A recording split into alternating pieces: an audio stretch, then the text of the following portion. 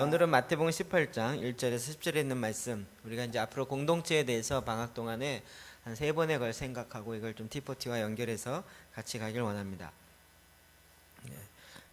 마태복음 18장 1절에서 10절까지 말씀 같이 한번 읽겠습니다. 시작. 그때 제자들이 예수께 나와 이르되 전국에서는 누가 크니까? 예수께서 한 어린아이를 불러 그들 가운데 세우시고 이르시되 진실로 너희에게 이르노니 너희가 돌이켜 어린아이들과 같이 되지 아니하면 결단코 천국에 들어가지 못하리라. 그러므로 누구든지 이 어린아이와 같이 자기를 낮추는 사람이 천국에서 큰 자니라. 또 누구든지 내 이름으로 이런 어린아이 하나를 영접하면 곧 나를 영접함이니 누구든지 나를 믿는 이 작은 자 중 하나를 실족하게 하면 차라리 연자 맷돌이 그 목에 달려서 깊은 바다에 빠뜨려지는 것이 나으니라. 실족하는 일이 없음 세상에 화가 있도다. 실족하게 있느니 없을 수는 없으나 실족하게 하는 그 사람에게는 화가 있도다.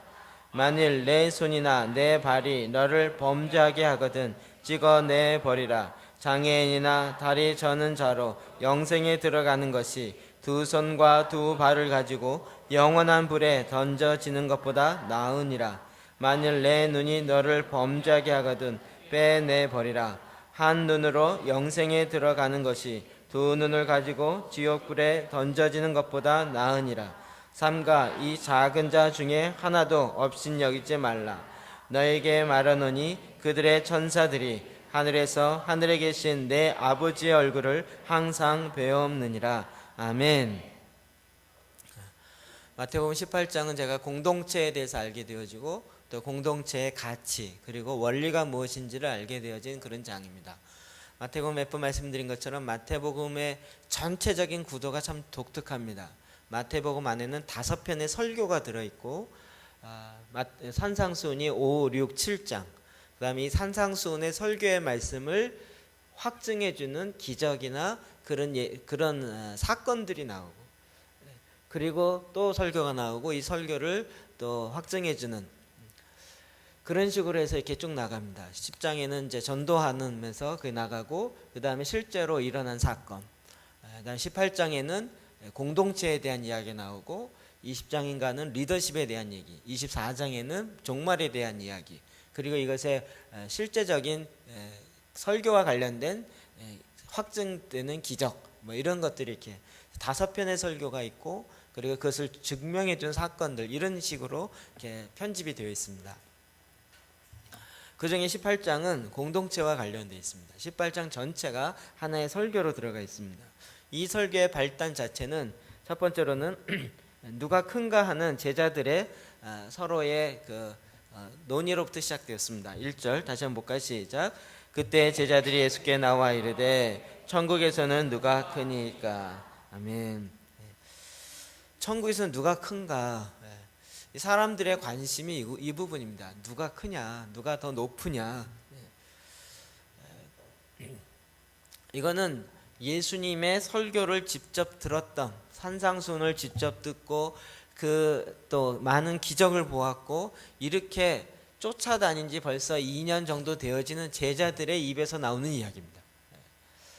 무슨 얘기냐면 그 예수님의 설교를 한 번 들었다고 이 사람이 처음부터 밑바닥까지 확 뒤집어져 가지고 하나님 원하시는 대로 딱 사라지는, 그게 아니에요. 예수님 십자가에 달리기 전까지도 계속적으로 예수님의 제자들 보면 예수님은 오히려 십자가에 달리는 그 바로 코앞에 있는데 제자들끼리는 서로 싸워요. 누가 더 크냐. 그리고 이제 예루살렘으로 들어가니까 제자들 중에서 더 높은 자리에 앉기 위한 암투가 벌어집니다. 다음에 20장에는 이렇게 이야기하고 있습니다. 이게 또 실제화되는 사건이 나타나죠. 21절 시작. 예수께서 이르시되 무엇을 원하느냐? 이르되 나의 이 두 아들을 주의 나라에서 하나는 주의 우편에 하나는 주의 좌편에 앉게 명하소서. 아멘.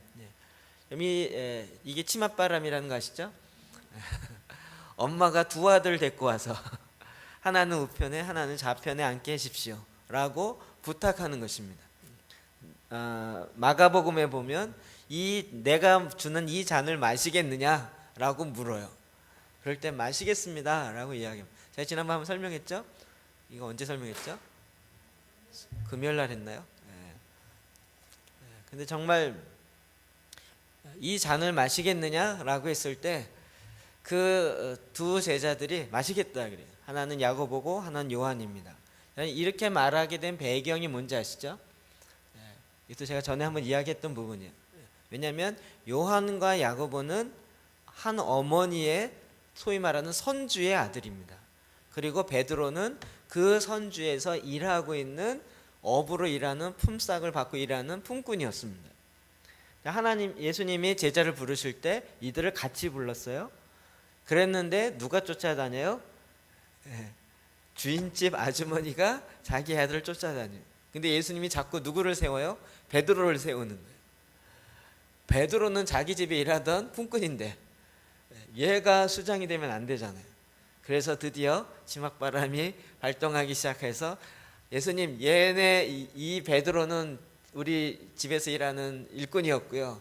얘네가 내 아들입니다. 둘을 한쪽은 저쪽에 한쪽 이쪽에 세우십시오 라고 요청하는 것이에요.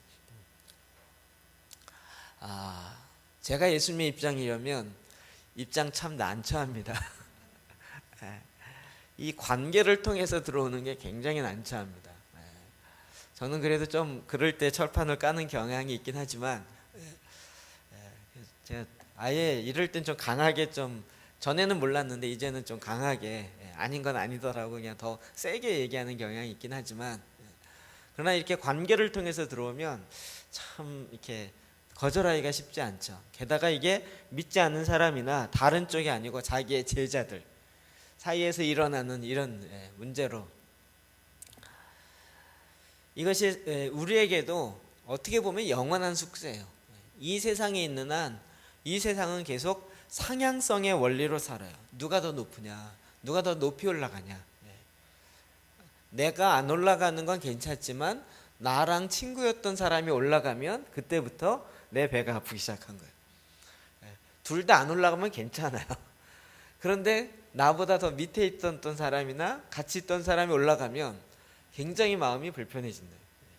그것을 또 올라간다라고 생각하기 때문에 그래요. 이것이 제자 공동체의 문제가 됐었고 이 문제에 예수님께서 개입하기 시작하신 것입니다. 그때 2절 3절 같이 읽어볼까요? 시작. 예수께서 한 어린아이를 불러 그들 가운데 세우시고 진실로 너희에게 이르노니 너희가 돌이켜 어린아이들과 같이 되지 아니하면 아멘. 사실 제자들이 이 일로 인해서 싸웠다 그랬습니다. 논쟁하고 있어요. 누가 크냐? 누가 크냐? 이럴 때 우리는 거룩한 상상력을 발동하면 굉장히 재미있어요. 어떻게 싸웠을까요? 싸웠잖아요. 12명이 싸웠잖아요. 그러면 우리가 싸우는 싸움의 그 패턴을 따라서 한번 상상을 해보세요. 제자들도 비슷하게 싸우지 않았겠습니까? 일단 나이 많은 사람이 딱 나타나서 야, 내가 제일 나이가 많아. 민증 꺼내봐. 내가 제일이야. 그러니까 내가 높아야 돼. 니들은 나중에 해도 되잖아. 내가 하고 나서 그 다음 너희 물려줄게. 더 열정적인 사람.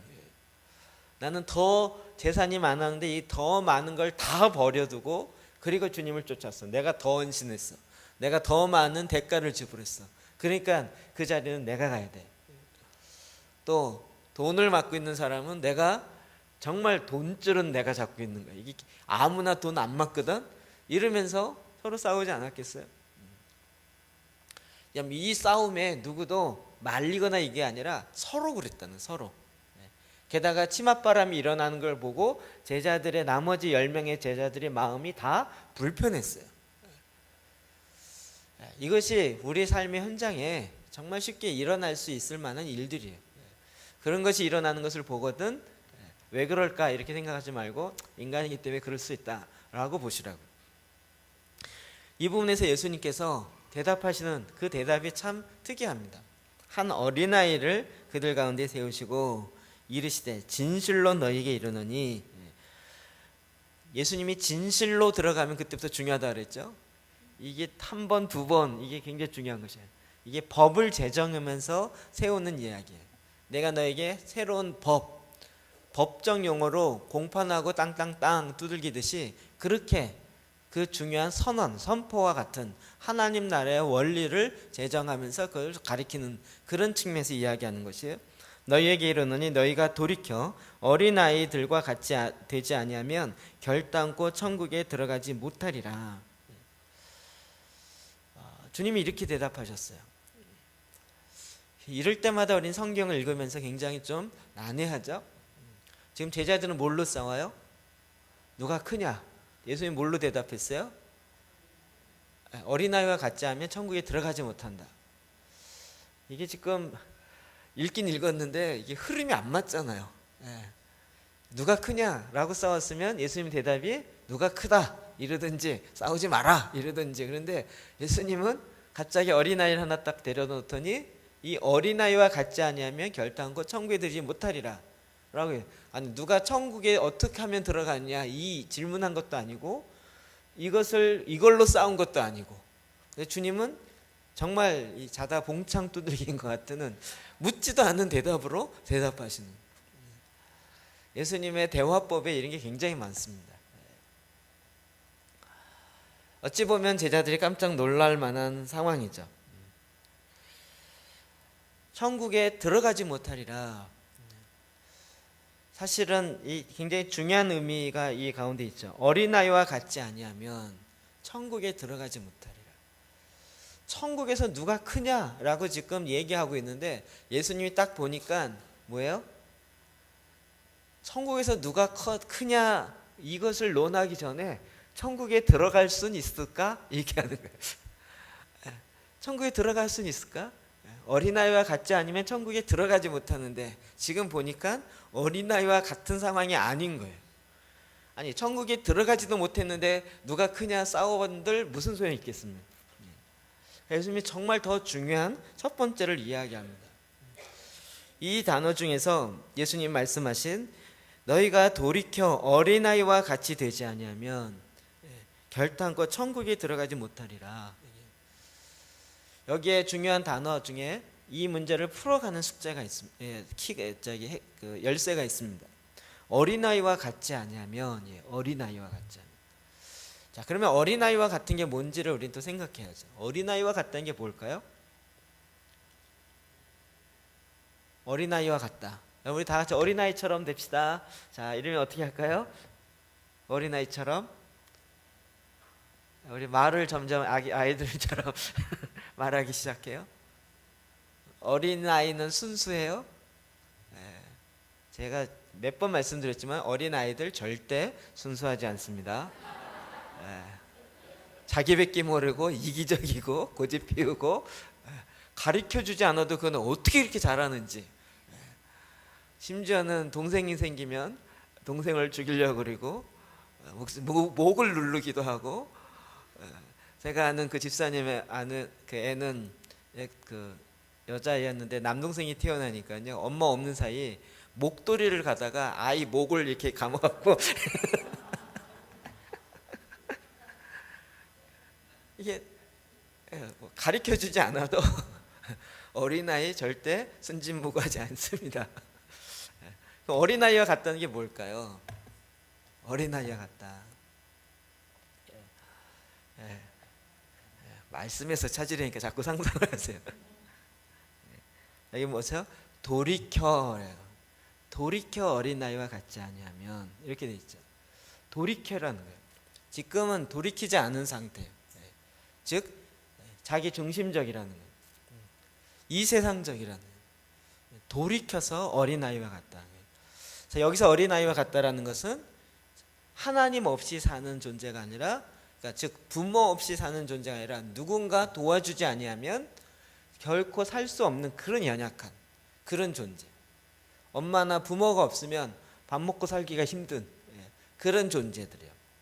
그러니까 누군가를 절대적으로 의존할 수밖에 없는 그런 아이, 그런 차원에서 이야기하는 것이죠.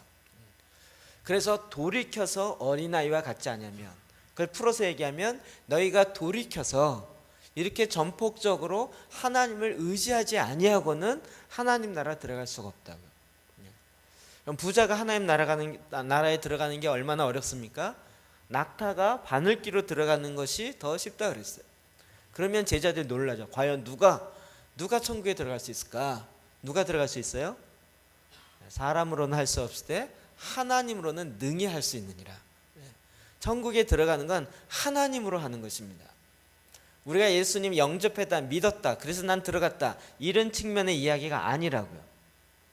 하나님을 전폭적으로 의지하는 것.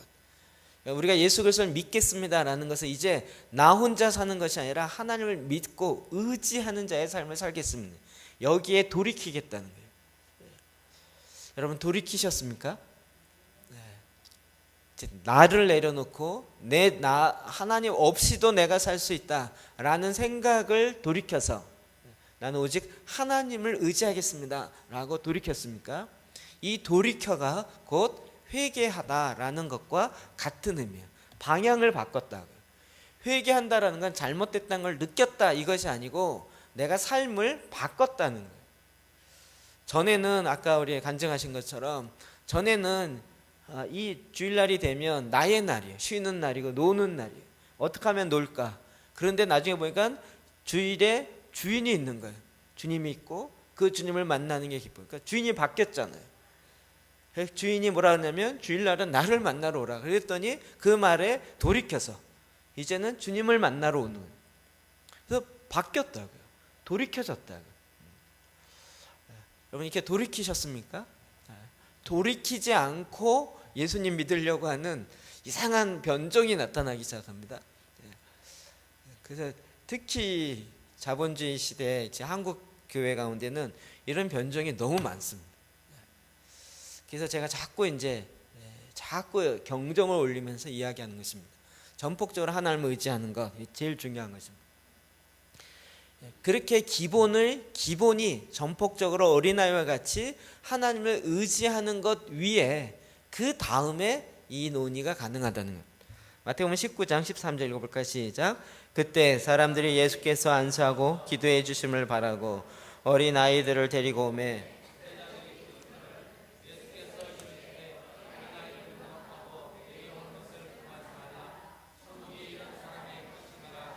아멘. 어린아이가 주님께 돌아오는 것, 천국은 이런 사람들의 것이다라는. 요즘에 이렇게 참 재밌는 걸 많이 느끼는 것은 우리 주일학교 아이들의 변화입니다. 아이들의 변화. 몇 번 이야기했지만 우리 주일학교에서 커리큘럼을 제가 안 드리고 알아서 하세요 그랬더니 정말 알아서 잘하세요. 그래서 알아서 하셔서 너무 감사해요. 만약에 전도사님들이 했으면 알아서 못했을 것 같아요. 제가 생각해 10중 8구는 제대로 못했을 것 같아요. 근데 집사님들이 하니까 알아서 잘하세요. 그러면서 정말 아이들이 기도하는 가운데 주님을 보고 그들의 영안이 열리고. 지난번에 어느 집을 신방을 갔더니 애들이 앉아 있어요. 그래갖고 내가 막 흥분했어요. 왜 흥분했나 했더니 목사님이 자기네 집에 온다는 것 때문에 너무 흥분했어요. 했더니 뭐 하더니 또 예배 신방하기 전에 저는 신방하기 전에 이렇게 먼저 얘기를 한 1시간 정도 하잖아요. 근데 얘가 그 자리를 안 떠나고 계속 앉아 있는 거예요. 지겨울 텐데. 그래서 이제 이야기를 좀 하는데 얘가 엄마한테 귀에 대고 뭐 쏙닥쏙닥 그래요. 근데 뭐 엄마가 뭐 이렇게 아니야 막 이러고 넘어가더라고요. 제가 왜 그런데요? 그랬더니 자기가 보이는 게 있는데 얘기해도 되냐고. 제가 호기심이 발동해서 얘기해도 돼 그랬더니 얘기가 일단 그 아이가 본다는 얘기예요. 이렇게 사람이 보면 빛이 보인대요. 그런데 목사님이 이렇게 오니까 빛이 더 많이 비춰진대요. 이 빛 말고요. 사람마다 빛이 보여요. 진짜로. 그러니까 얘가 그 빛이 보이니까 너무 기쁜 거예요. 그래서 그것 때문에 흥분해요. 목사님이 온 게 아니라 빛이 보인대요. 다행히. 그러면 그래서 엄마가 그 다음부터 엄마는 못 봐요. 그래서 애한테 계속 물어보는 거야. 저 사람은 빛이 보이니? 이 사람이 보이니? 이 사람은 어때? 그러니까 보여 안 보여. 근데 또 천사가 보인대요.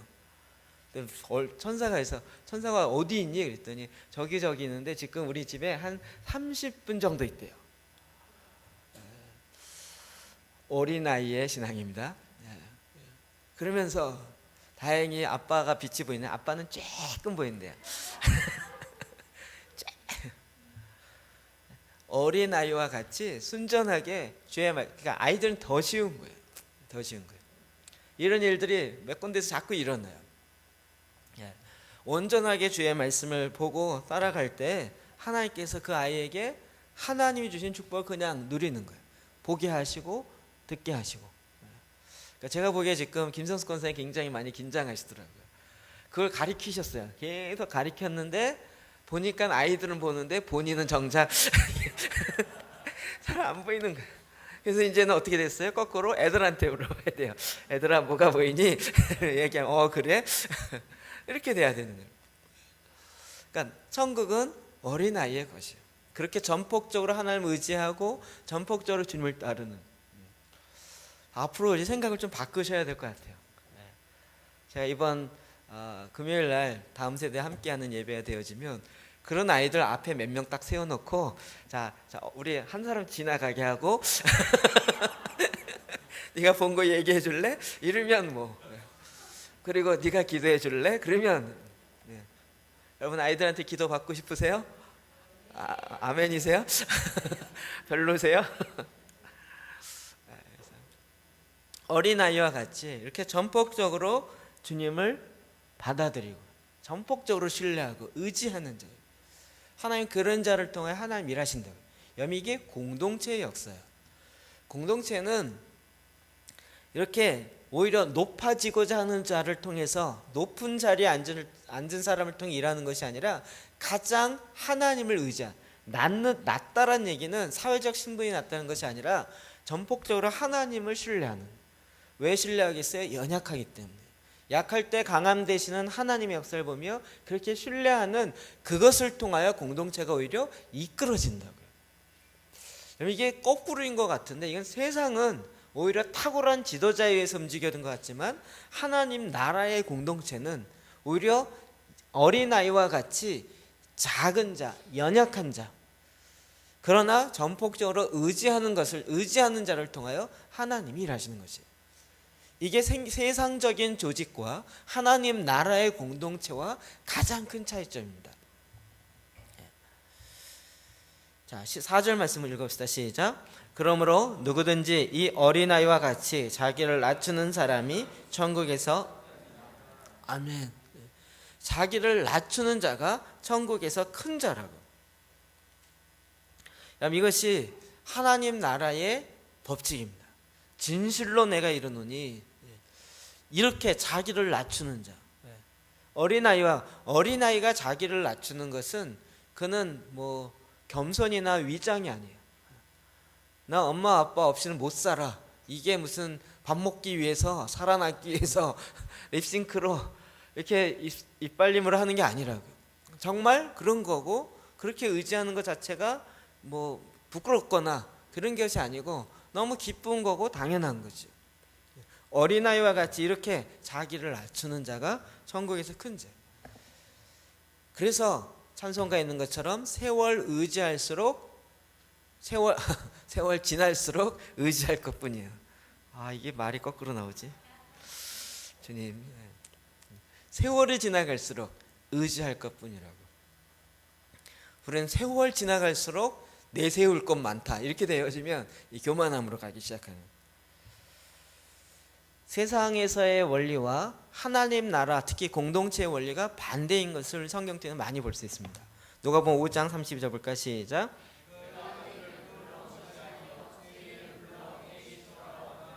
아멘. 죄인을 부르러 왔습니다. 그래서 그리스도의 공동체는 죄인을 향하여 나아가게 되어 있습니다. 오히려 내가 죄가 많다라고 고백하는 사람들에게 더 가게 되어 있습니다. 사회적으로 뭐 이렇게 괜찮고 뭐 지위가 괜찮고 재산이 괜찮고 이런 쪽으로 가는 것이 아니라 오히려 더 죄인이라고 고백해서 어떻게 할지 모르는 그런 가운데 더 나아가는 것이 그리스도의 교회이고 공동체입니다. 야고보서 2장 5절 볼까요? 시작.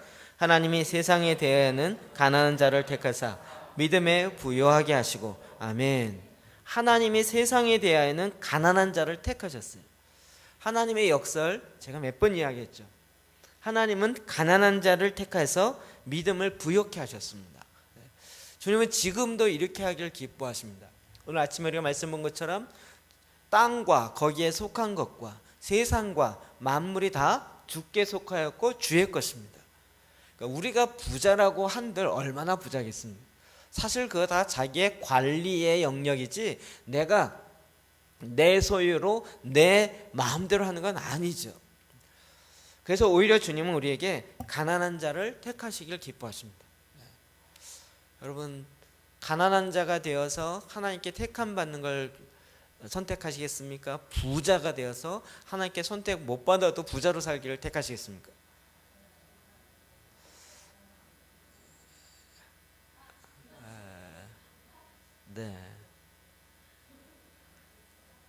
네.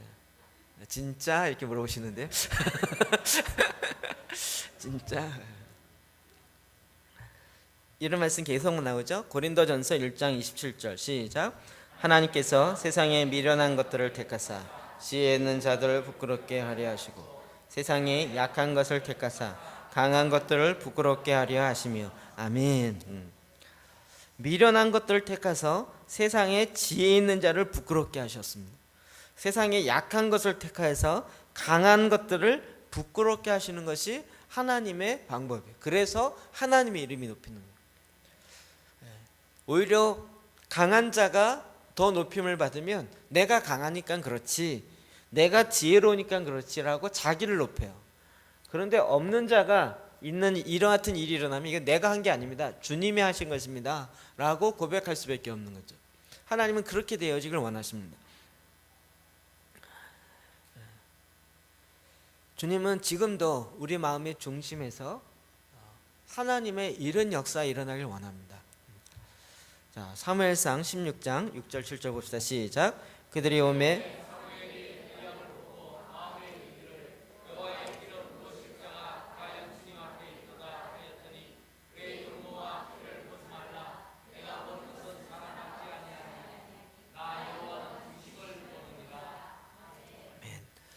사무엘이 하나님의 명령 따라 기름을 붓기 위해서 갔습니다. 그래서 이 세 아들을 쫙 불렀습니다. 첫 번째 아들 엘리압이 왔을 때 사무엘 선지자였지만 눈에 보이게 그가 뭐라 그랬어요? 여호와의 기름 부으심이 과연 주님 앞에 있도다. 이 사람이, 이 아들이 주님의 그 기름을 붓기에 너무 합당하게 보이는 거예요. 기도 헌출하고 자기의 보기에 이 사람이야말로 기름 부어 이스라엘의 왕이 될 만한 사람이라고 사무엘의 마음에 확 들었어요. 선지자도 이런 실수하시죠. 그래서 부으려고 한 거예요. 그랬더니 하나님이 아니다라고 해요. 그의 용모와 키를 보지 말라. 그의 용모와 키를 보지 말라. 제가 이제 갑자기 자매에게 얘기하고 싶습니다. 형제의 키와 용모에만 너무 형제들도 자매의 외모에만 너무 집중하지 마십시오. 중심을 보십시오. 중심. 하나님이 그 마음속에 있는 중심을 보게 하십니다. 내가 보는 것은 사람과 같지 아니하니 나 여호와는 중심을 보느니라. 하나님은 그의 마음의 중심을 봐요. 여러분, 엘리압이 성경에 나타난 그가 말했던 것과 다윗이 말했던 것과를 이렇게 보면 정말 중심이 다르다는 걸 볼 수 있어요. 골리앗과의 전쟁 가운데 다윗이 왔을 때 엘리압이 막 야단치기 시작해. 이게 전쟁을 구경하러 왔도다 이러면서, 근데 본인은 정작 블레셋과 그 골리앗 앞에 벌벌 떨고 있어요. 근데 다윗은 마음이 하나님께 합한 자예요. 그 마음의 중심에 하나님을 향한 그 열정이 있는 거예요. 여러분들 이제 정말 다윗과 같이 하나님을 향한 열정을 가지시기를 주의 이름으로 축복합니다. 천국은 이렇게 하나님께 열정을 있는 자를 통하여 하나님이라세요. 저도 이번에 강의 이렇게 들으면서 그렇구나. 왜 아들을 데려오라 그랬을 때 다윗을 안 불렀을까? 그의 막내고 그 집안의 존재 의미가 없는 그런 자일 수도 있지만, 그러나 법적으로 12살, 13살이 되던 해에 어른으로 성인식을 치르는 게 유대의 법이에요. 그러니까 다윗은 지금 몇 살 미만이에요? 13살 미만인 거예요. 그러니까 얘는 아직 어른이 아닌 거예요. 그러니까 애인 거죠. 그러니까 애를 부를 수는 없잖아요. 애는 당연히 안 부른 거죠. 그런데 하나님 뭐라고 하셨어요? 내 마음에 합한 자다. 내가 그를 기뻐한다. 여러분 12살 때 내가 그를 보았고 그를 계속해서 집중한 거예요. 누구 몇 살 미만을요? 12살 미만 아이가 하나님을 예배하고 하나님을 찬양하고 그 양떼를 지키면서 밤에 소금을 키면서 밤새 기도하고 이러면서 밤새다가 찬양도 하고 이랬던 12살 아래의 아이의 찬양을 하나님이 기뻐하시고 그 마음의 중심을 보셨다고요. 하나님이 지금도 이렇게 하십니다. 다윗은 정말 하나님 앞에 쓰임받을 만한 외형적 조건은 별로 없죠. 근데 하나님 벌써 12살 이전인데도 불구하고 그 마음의 중심에 있었어요. 정말 하나님이 그걸 보게 하신 것 같아요. 갑자기 제가 위로가 되네. 제가 교회를 다닐 때 어렸을 때 12살이면 6학년이잖아요. 5학년. 그러면 제가 초등학교 2, 3, 4, 5 이렇게 다녔는데요. 4년이요. 그때 정말 제 인생에 가장 열정적으로 교회 다닐 때 2, 3, 4, 5학년이에요. 몇 번 말씀드렸지만 주일학교도 오후 예배가 있었고 주일학교도 수요 예배가 있었어요. 주일날 뿐만 아니라 수요일날도 집에 갖다 놓고 수요 예배에 참석하고, 그래서 개근, 1년 개근, 수요 예배에 또 빠지지 않는 1년 개근, 이득진이라는 중학교 때도요. 꼭 끝나면 교회 가기, 꼭 교회 들렸다가 집에 오고, 물론 집에 아무도 없어서 부모님 다 가게 하시느라고 집에 가봤자 아무도 없으니까 근데 교회 가도 사실 아무도 없어요. 아무도 없긴 마찬가지. 그 월요일 날은 책상 정리하고, 화요일 날은 교회 청소하고, 또 수요일 날은 수요 예배 준비하고, 목요일 날은 연필 깎고, 그 교회 책상 열면 그 정리 안 된 거 있어요. 그 연필 깎고, 그 다음에 그저 캐비넷 열면 그 있는 파일 있으면 그거 정리하고, 이러면서 거의 매일 교회 갔어요. 하나님이 그래서 제 마음속에 교회에 대한 마음을 주셨나? 이런 생각이 조금 들어요. 그때는 별게 아니고요. 그냥 있는 게 너무 좋은 거예요. 하나님 우리의 마음의 중심을 보시기 원하세요. 뭐 교회론에 있어서 무슨 대가이고 신학자고 이런 차원이 아니고 그의 마음의 중심에 하나님 두기고, 그리고 하나님과 함께 하길 원하는 그런 어린아이와 같은 자를 통해 일하신다고요. 그리고 하나님은 그런 자를 천국에서 큰 자라 그래요. 자, 5절 봅시다. 시작. 또 누구든지 내 이름으로 이런 어린아이 하나를 영접하면 곧 나를 영접함이니. 아멘. 주님이 더 놀랍게 이야기합니다. 나를 영접하는 거예요. 여러분, 예수님 영접하는 거 얼마나 귀한 일입니까? 제가 신방만 가려고 해도 막 목사님 오신다 그래갖고 대청소하고 심지어는 도배까지 하는 사람도 있는데, 물론 개 중에 가뭄에 콩나듯이 설거지 안 하는 사람도 있긴 하지만, 그런데 주님을 영접한다, 얼마나 기쁜 일입니까? 얼마나. 근데 주님이 그것을 어디다 놓으셨어요? 이와 같은 어린아이 하나를 영접하면 곧 나를 영접하니. 그 공동체에서 가장 연약한 자, 가장 정말 하나님을 의지하지 않으면 살 수 없는 그런 자, 그런 한 명을 영접하는 것이 곧 나를 영접하는 것이라고 주님이 놀랍게 이야기하셨어요. 그러면서 이 어린아이와 관련된 말씀이 6절부터 9절까지 시작. 누구든지 나를 믿는 이 작은 자 중 하나를 실족하게 하면 차라리 연자 맷돌이 그 목에 달려서 깊은 바다에 빠뜨려지는 것이 나으니라. 실족하게 하는 일이 있음으로 말미암아 세상에 화가 있도다. 실족하게 하는 일이 없을 수는 없으나 실족하게 하는 그 사람에게는 화가 있도다. 만일 내 손이나 내 발이 너를 범죄하게 하거든 찍어내버리라. 장애인이나 다리 저는 자로 영생에 들어가는 것이 두 손과 두 발을 가지고 영원한 불에 던져지는 것보다 나으니라. 만일 내 눈이 너를 범죄하거든 빼내버리라.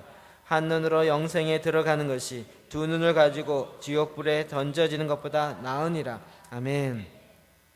이 작은 자 하나가 실족하는 것에 대해서 하나님이 어마어마하게 경고하십니다. 우리는 나만 괜찮으면 된다라고 생각하는데 주위를 돌봐야 돼요. 나로 인하여서 내가 조금 편해지고자 내가 갖고 있는 나의 유익을 위해서 그걸 추구했다가 어린아이 하나가 실족하게 되어지면 하나님께서 그것으로 인하여 하나님의 화가 있도다. 여기서 이 세상에 화가 있도다. 이 화라는 얘기는 지금 하나님의 심판을 이야기해요. 그에게는 하나님의 심판이 있을 것이다. 하나님의 심판. 무서운 경고이죠. 그래서 그리스도의 공동체는 이와 같이 어린아이 하나에게 더 집중하기를 원하는 것이 하나님의 뜻입니다. 여러분, 지금 우리가 이제 간증하고 또 이게 전도합시다라는 측면에서 지금 주님의 증인이 됩시다라는 거예요. 전도합시다 그러면 또 교회 데려옵시다 이렇게 자꾸 즉각 해석하니까 제가 그 말 다른 단어를 자꾸 쓰는 건데, 주의 복음의 증인이 되는 거죠. 증인이 되는 거죠. 그 사람이 예수를 안 믿건 상관없이 우리는 증인이 돼요. 왜냐하면 주님이 우리에게 명령하셨기 때문에. 그런 부분에서 저와 여러분을 쓰십니다. 사용하십니다. 그렇게 되어지길 기뻐하는 거예요. 그런데 성령님이 우리를 인도하시는데 나중에 뚜껑을 열고 보면 이 말씀이 실제이고 옳다라는 걸 증명할 거예요.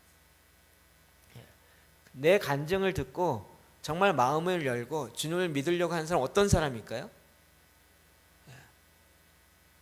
대부분 다 어린아이와 같이 가난한 사람들, 심령이 가난한 사람들, 뭔가 마음에 상처가 있고 누군가가 와서 딱 좀 이렇게 한 손 잡아주고 좀 끌어주기를 바라는 그런 사람들.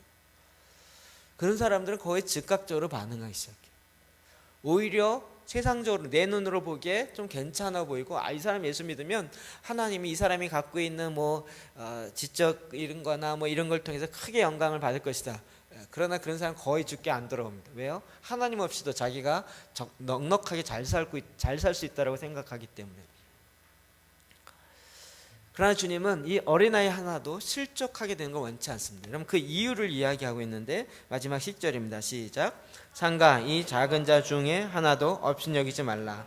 너에게 말하노니 그들의 천사들이 하늘에 계신 내 아버지의 얼굴을 항상 배움느니라. 아멘.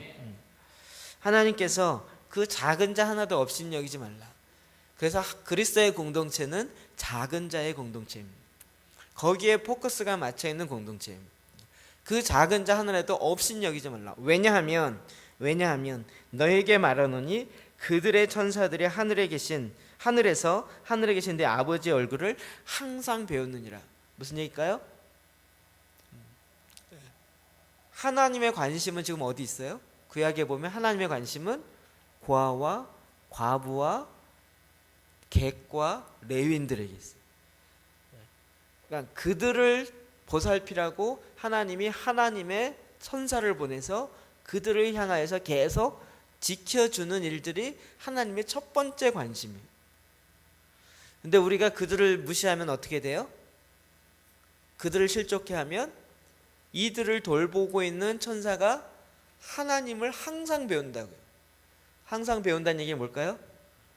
즉각 보고한다는 거예요. 그 얼굴 앞에 있기 때문에 지금 자기가 보호해야 되는데 얘가 실족됐어요. 그러면 하나님이 즉석으로 보고되는 거예요. 하나님, 여기 내가 보호하고 있는 어린아이가 있는데 얘가 실족됐습니다. 누구야?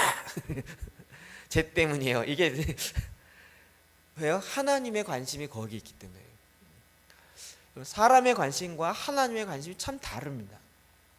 그래서 세상은 오히려 권력을 갖고 있는 사람, 재산을 갖고 있는 사람 이런 쪽에 관심이 있지만 하나님은 오히려 하나님의 관심은 작은 자에게 있습니다. 그래서 우리에게 하나님의 성령의 인도하심을 따라가다 보면 그런 연약한 자, 작은 자들에게 더 우리의 마음이 가게 되어지고 그들에게 우리의 주님이 주시는 그 마음으로 섬기고 돌보게 되어지는 것입니다. 그렇기 때문에 하나님의 나라, 하나님의 공동체는 작은 자의 공동체입니다. 중세는 이게 거꾸로 갔단 말이에요. 중세는 종교와 정치가 하나 되어지면서 심지어는 교황이 그 나라의 왕까지도 임명하게 되는 거예요. 교황의 권세가 이제는 유럽 전체를 다 잡고 있으니까 나라를 다 다스리기 시작하는데 교황이 다스리는 거예요. 그리고 교황이 임명하기 시작해요. 그러면서 정치와 종교가 하나 돼요. 그러면 더 큰 힘을 받기 때문에 더 큰 하나님의 역사를 할 것 같지만 희한하게도 그럴수록 더 부패하고 더 어두워졌어요. 그러나 하나님의 마음을 받아서 오히려 가난한 자, 오히려 연약한 자, 부족한 자, 어린아이와 같은 자에게 집중하고 그를 섬길 때 하나님이 그것을 기뻐하고 그들 가운데 하나님의 역사를 나타내었다. 제가 몇 번 말씀드린 것처럼 성경에 그 부흥의 역사를 일으켰던 많은 사람들이 고아원을 자꾸 하는 거예요. 저는 고아원 하는 거 이해가 되지 않았었는데 하나님이 그들에게 마음을 부여줘요. 조지 밀러가 고아원을 하려고 한 게 아니에요.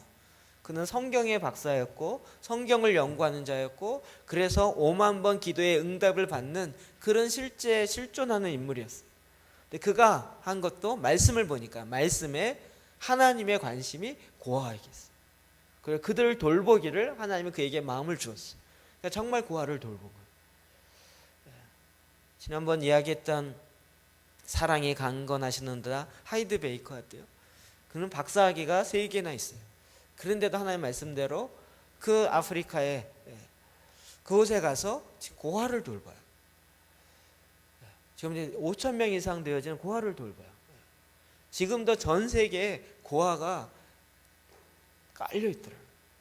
전쟁 고아로부터 시작하여서 인도, 태국, 이 중동으로 가면 갈수록 더 그렇습니다.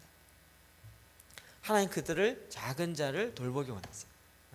여러분 그 사랑이 참으로 하나님의 그 사랑의 관심이 그들이 갖고 있는 종교적 이념을 뛰어넘습니다. 이 땅에 와 있는 이슬람 사람들도 그 사랑으로 넘어가요. 그 사랑이 그들이 갖고 있는 생각을 깨트립니다. 그리고 그들이 하나님의 은혜의 사랑을 경험하는 순간부터 그의 마음의 중심이 바뀌어져요. 그래서 사랑이 가장 큰 힘인 것입니다. 여러분이 작은 자를 향한 여러분이 우리가 생각하길 실적을 내야 된다 이렇게 생각하지 마시고 하나님이 지금 하나님의 관심은 그 사회에서 이 전 세계에서 지금 고아와 가부와 작은 자들 연약한 자들의 관심이 있어요. 그런데 어느 한 사람들이 일어나더니 나는 주님의 인도하심대로 모든 민족으로 제자를 삼아 그들에게 말씀을 가르쳐 지키게 하겠습니다. 그러면 하나님이 어디로 인도하실까요? 하나님이 가장 첫 번째 관심이 있는 자들 그들에게로 인도하실 거예요. 그들에게 가서 주의 복음을 간증하고 그들을 돌보고 그런 일들을 하기 시작해요. 우리가 생각해 놓은 누구를 만날 것인가 이렇게 가지 말고 성령께서 우리로 하여금 이끌어 가시는 쪽으로 순종하여 나아가시래요. 내 인생의 목적은 이거야. 난 이걸 향해서 나갈 거야. 그렇게만 고집하지 마시고 모든 가능성을 다 열어놓고 하나님이 나를 기뻐하심으로 사용할 수 있도록 그렇게 내어드려요. 그런 자가 천국에서 큰 자인 것입니다. 여러분 어렵지 않으시죠? 큰 자 되는 거 어렵지 않습니다. 공부 많이 해야 되는 거 아닙니다. 오히려 작은 자를 섬기는 것입니다. 저희 안에 이런 역사가 있기를 바랍니다. 정말 그리스도의 교회가 작은 자를 향하여 나아가는 그 영혼을 향하여 나아가는 그런 일들이 있기를 바랍니다. 진정한 섬김이 주님의 마음이 그들 가운데 부어져서 그런 섬김이 있기를 바랍니다. 우리 주위에 보면요 드디어 우리의 눈이 편견이 사라지면서 이런 작은 자들이 주위에 많이 일어납니다. 자 이렇게 보면서 만약에 곧 될 거지만 통일이 되어지면 어떤 사람이 많이 사용될까요? 통일이 되면 어떤 사람이 많이 사용될까요? 만약에 우리가 다음 세대에 관심이 있다고 생각해 봅시다. 통일이 되면 북한의 다음 세대에 관심을 갖겠죠? 근데 북한에 있는 다음 세대 아이들은 어떤 아이일까요? 어떤 아이일까요? 물론 잘 먹고 공산당원의 자녀가 되어서 그렇게 잘 사는 아이들이 있을 거예요. 근데 걔네들은 워낙 세뇌돼 있어서 그건 쉽지 않을 것입니다. 그런데 정말 가난하고 정말 힘든 평양 말고 변두리에 있는 아이들을 만날 것입니다. 그들은 대부분 다 못 먹고 실제적으로 영양실조 걸려 있고, 그리고 심한 정서적 병과 육체적 질병과 그런 어려운 가운데 있는 아이일 것입니다. 하나님이 그들을 향해서 섬기길 원하고 돌보길 원하는 거예요. 그래서 하나님이 그걸 미리 우리에게 실습하게 하고 훈련하게 하고 준비케 하는 일들을 행하십니다. 하나님이 이런 걸 통해서 이제는 하나님 나라의 실제를 보기를 원하십니다. 제가 오늘 아침에 시리아를 위해서 기도하면서도 전에 같았으면 하나님 저 시리아 불쌍히 여겨주세요 이랬을 텐데, 이제는 하나님이 일하시는 것을 점점 하나님 일하시는 방법을 알아가니까 아 그렇구나, 시리아에 그 누구도 들어갈 수가 없어. 들어갈 수도 없는데 하나님이 흔드시는 거예요. 진동하신다. 그래서 그들로 하여금 나오게 하는, 난민이 돼서 나오게 해요. 그러면 그 난민에게 누가 찾아가겠습니까? 예, 자선사업하는 NGO 단체들이 찾아갈 것입니다. NGO 단체 약 7-80%는 다 기독교 단체입니다. 그들이 찾아가서 그들의 먹을 것, 기본적인 양식, 기초적인 생활 양식을 주고, 그리고 그 사랑을 베풀고 그들에게 복음이 자연스럽게 들어가요. 하나님은 이렇게 해서라도 하나님의 사랑이 그들에게 전달되길 원해요. 시리아에 꽁꽁 묶여만 있으면, 근데 지금 문제는 뭐냐면 그 주변에 있는 국가들이 국경을 개방을 안 한다는 거예요. 못 넘어오게 하는 거예요, 난민들이.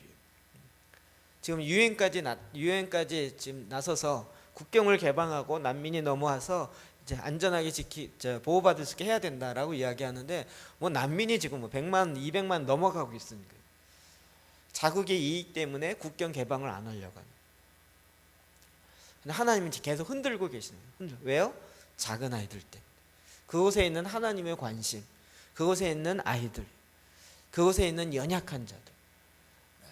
그 정치적 지도자들은 자기의 야망과 꿈을 이루려고 계속 이용해 먹으려고 하겠지만, 그러나 서민들은, 기존 백성들은 이제는 뭐 이슬람이냐 뭐냐 이게 아니고요, 기본적으로 먹고 사는 게 문제이고 정말 바르게 되어진 걸 원하는 거죠. 하나님이 그 일에 간섭하기 시작하면 흔드시는 거예요. 그래서 이제는 흔들려지는 일을 보면 하나님 일하시는구나 라는 관심이 가져져요. 하나님 일하시는구나, 하나님 진동하십시오, 하나님 흔드십시오.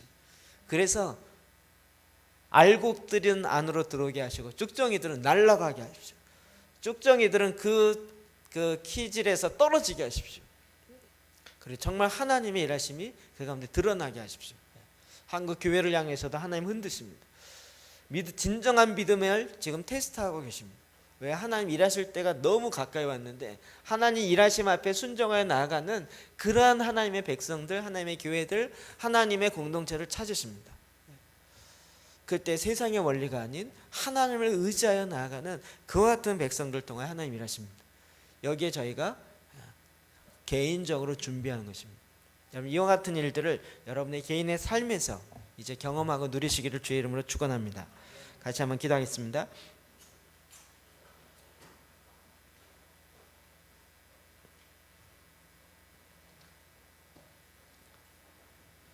하나님은 우리 주위에 이와 같은 작은 자들, 연약한 자들을 이미 두셨습니다. 그들을 통하여 우리로 하여금 진정한 섬김과 또 진정한 사랑으로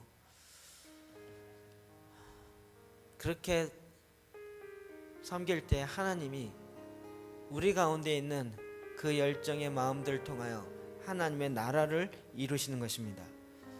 우리 시간 좀 눈을 열어서 하나님, 내 주위에 있는 어린아이와 같은 자를 보게 하여 주십시오. 그들이 누군가의 손길을 기다리고, 우리는 한두 번 그냥 마음먹으면 될 수 있는 일이지만 그는 평생을 할 수 없었던 그런 것들, 그러나 우리가 그 마음을 열어서 그들과 함께 있게 하시고 그들 가운데 아버지의 마음을 나누게 하시고 아버지의 통로가 되게 할 수 있도록 위에서 같이 한번 우리의 눈이 열어지도록, 주님의 마음과 같이, 주님이 보는 시선과 같이 우리의 시선이 되어지도록 같이 한번 기도합시다. 기도하겠습니다.